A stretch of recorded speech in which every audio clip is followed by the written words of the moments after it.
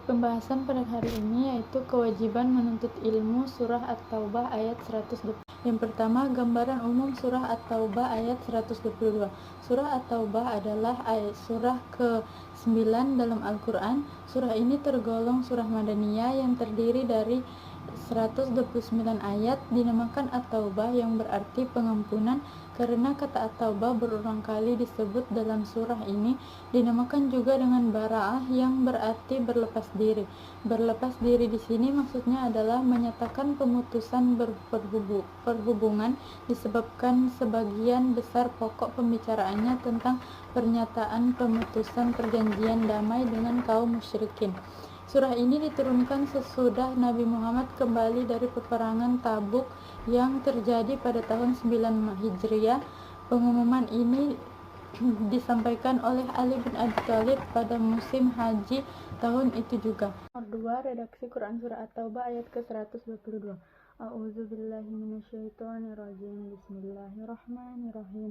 Wa ma kanal mu'minuna liyanfiru kaffah falawla nafara min kulli firqatin minhum ta'ifatul liyatafaqahu fid dini waliyunziru qaumahum idza raja'u ilaihim la'allahum yahzarun, yang artinya, dan tidak sepatutnya orang-orang mukmin itu semuanya pergi ke medan perang. Mengapa sebagian dari setiap golongan di antara mereka tidak pergi untuk memperdalam pengetahuan agama mereka dan untuk memberi peringatan kepada kaumnya apabila mereka telah kembali, agar mereka dapat menjaga dirinya. 2. Redaksi Surah At-Taubah ayat 122. Ayat ini berisi perintah agar tidak semua orang harus terlibat dalam perang, melainkan sebagian di antaranya harus mendalami agama dan Nomor 3. Penjelasan tentang tidak semuanya harus ke medan perang. Tidak sepatutnya bagi mukmin itu pergi semuanya ke medan perang.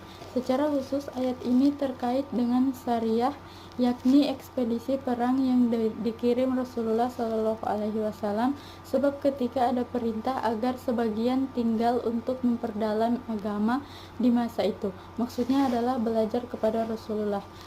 Yang kedua, tafaquh fid din. Mengapa tidak pergi dari tiap-tiap golongan di antara mereka beberapa orang untuk memperdalam pengetahuan mereka tentang agama? Ayat ini pula menunjukkan betapa pentingnya menuntut ilmu. Secara khusus adalah ilmu agama. Tafaquh fid din apabila terjadi peperangan atau jihad yang statusnya fardu kifayah, maka tidak sepatutnya semua orang pergi ke medan perang. 3. Misi dakwah dan tarbiyah. Inilah misi orang-orang yang tafaquh fid din.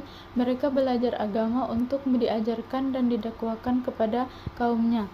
Mereka bukan sekadar belajar untuk dirinya sendiri, namun memiliki misi dakwah dan tarbiyah, atau memberi peringatan kepada kaumnya agar mereka bisa menjaga diri.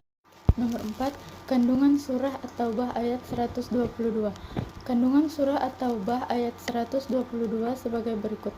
Yang pertama, tidak semua kaum muslimin pergi ke medan perang karena hal itu akan membuat banyak kebaikan akan luput. Dalam keadaan diwajibkannya jihad, mesti ada yang menetap. 2. Hendaklah ada yang mempelajari ilmu agama. Tidak semua turun untuk pergi berjihad. 3. Mempelajari ilmu agama itu penting. Tujuannya untuk mengajarkan yang lain setelah mereka pulang dari berjihad. 4. Ayat ini menunjukkan keutamaan ilmu agama karena mesti ada orang yang mendalami ilmu agama walau pergi berjihad itu baik. 5. Seorang alim atau yang berilmu tidak hanya mencukupkan dirinya sendiri, tidak mau mendakwahkan ilmunya pada yang lain. Penting untuk berdakwah dengan hikmah dan memberi nasihat dengan cara yang baik. 6. Belajar agama yang nantinya akan didakwakan punya manfaat yang luas untuk maslahat orang banyak. Setiap yang belajar hendaklah meniatkan belajarnya untuk memberikan manfaat pada orang lain. Nomor 5. Penjelasan singkat mengenai nilai-nilai pendidikan agama Islam dan aplikasinya dalam kehidupan sehari-hari dalam Quran Surah At-Taubah ayat 122. Yang pertama yaitu kewajiban menuntut ilmu. Nilai pendidikannya, menuntut ilmu adalah kewajiban bagi setiap muslim agar mampu memberikan peringatan dan bimbingan kepada orang lain. Aplikasinya, umat Islam dianjurkan untuk senantiasa memperdalam pengetahuan mereka tentang agama, tidak hanya untuk kepentingan diri sendiri, tetapi juga untuk berbagi dengan orang lain. 2. Pembelajaran berkelanjutan. Nilai pendidikannya, orang-orang yang ditugaskan untuk belajar memiliki tanggung jawab untuk terus memperdalam pengetahuan mereka dan kembali untuk mengajarkan serta memberikan peringatan kepada kaumnya.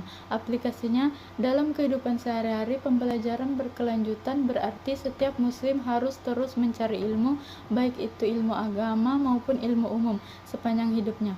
Ini bisa diaplikasikan dengan mengikuti kelas, seminar, atau membaca buku untuk memperkaya wawasan. Nomor 3. Mengajarkan ilmu kepada orang lain atau teaching knowledge to others.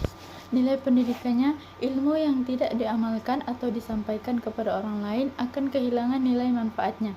Nah, dalam kehidupan sehari-hari, seorang muslim yang memiliki pengetahuan agama atau keterampilan tertentu perlu berbagi dengan orang lain, baik dengan cara mengajar, memberikan nasihat, atau menjadi panutan dalam pergaulan sehari-hari. Nomor 4. Menjaga diri dari kesalahan atau self-protection knowledge. Tujuan utama menuntut ilmu adalah untuk menjaga diri dari perilaku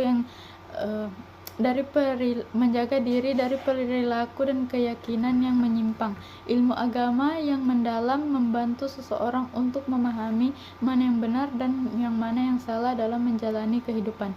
Seorang muslim yang terus belajar akan lebih mampu menghadapi tantangan hidup dan membuat keputusan berdasarkan ajaran agama sehingga terhindar dari perbuatan yang melanggar syariat. Yang kelima, tanggung jawab sosial atau social responsibility. Nilai pendidikannya, ayat ini juga mengajarkan bahwa menuntut ilmu tidak hanya untuk kepentingan pribadi, tetapi juga memiliki dimensi tanggung jawab sosial. Mereka yang telah mempelajari agama berkewajiban untuk membimbing dan mengingatkan orang lain.